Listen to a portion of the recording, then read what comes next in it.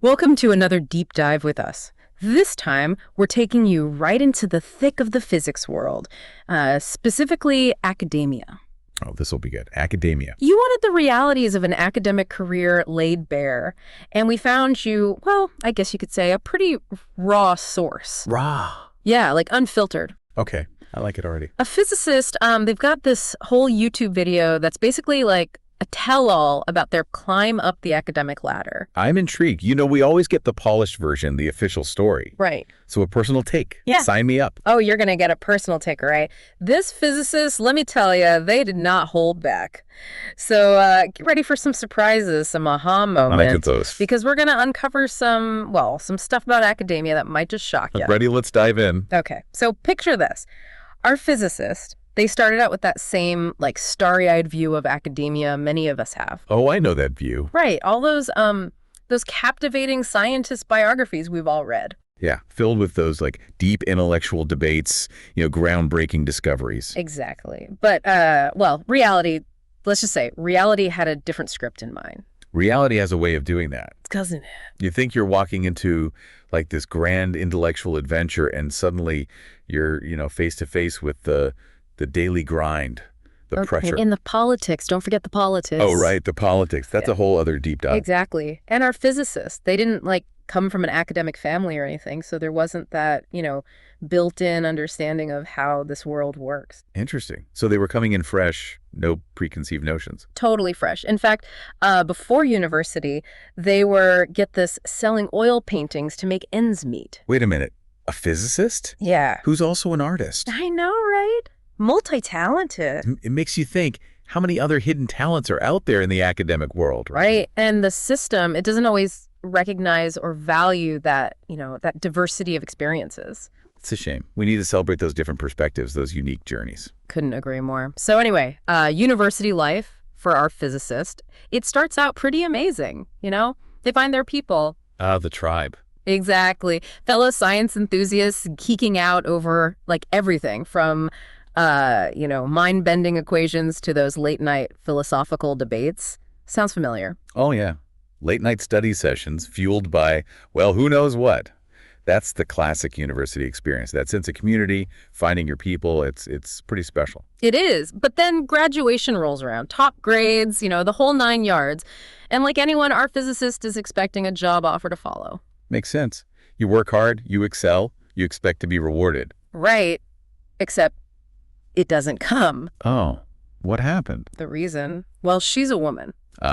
I see where this is going. Yeah. It's a familiar story, unfortunately. Bias, whether we like to admit it or not, still plays a role, even in fields like physics that are supposed to be driven by, logic and reason. It's disheartening, isn't it? It is. You'd think we'd be past that by now. You'd hope so.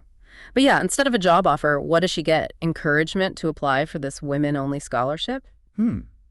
Well-intentioned, maybe. Maybe, but as she finds out, there's a bit of a catch. A catch? Oh yeah, there's a catch. And this is where things start to unravel. Okay, I'm on the edge of my seat. What's the catch? Well, for one, no basic benefits, no health insurance, no pension contributions. Wow. So not only is she being pigeonholed into this women-only program, but she's also being denied the basic benefits that other researchers receive. Exactly. It's like a double whammy. And get this, she's constantly reminded that she's not considered a real employee because of this scholarship. Ouch. That's got to sting. Oh, it definitely stings. And that's where that initial idealism, that starry-eyed view of academia starts to crumble, It's a harsh reality check. Academia isn't always about the pure pursuit of knowledge. Sometimes it's about the money. Money. The root of all evil. Or at least a lot of complications. Right.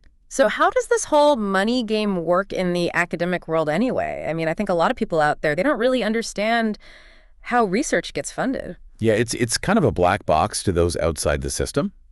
It's a whole ecosystem of grants, institutions, overhead. Overhead. You see, when a researcher secures funding, the institution they're affiliated with, they take a percentage of that grant money. Really? Oh, yeah. Supposedly to cover administrative costs, facilities, keep the lights on. But it creates this incentive.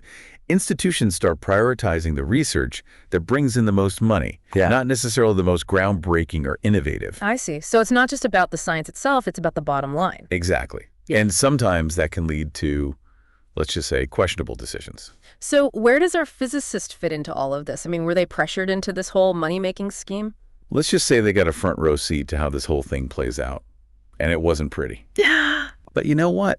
That wasn't even the biggest issue our physicist had to deal with.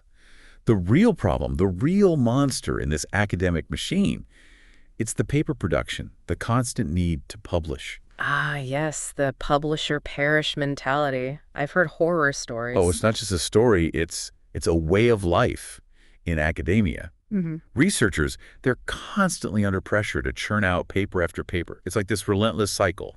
And why? Because Because that's how you secure grants. Yeah. That's how you advance your career. It's all about those publications. So quantity over quality. Sadly, often, yes. Yeah. It's a real shame because it means that those truly innovative research projects, the ones that take time, that might not fit neatly into the existing frameworks, they often get overlooked. Makes sense. If you're constantly scrambling to publish, you don't have the time or the resources to delve into those really deep, potentially transformative questions. Exactly. And it takes a toll on researchers, too. I mean, this constant pressure, it can lead to burnout, stress. It affects their personal lives, their families. It's not sustainable. So where does our physicist go from here? They're facing this disillusionment with academia, this pressure to publish, and on top of that, they're dealing with the realities of being a woman in a field that's still, let's be honest, dominated by men. It's a tough situation. But that's what makes this story so compelling. Yep. It's a story of resilience, of finding your voice in a system that often tries to silence you. And believe me, it gets even more interesting from here. Well, I can't wait to hear what happens next. But I think we should probably take a break here and pick up the story in our next deep dive. Agreed. Let's give our listeners some time to process all of this. Because trust me, they're in for a wild ride. Buckle up, folks. This is just the beginning.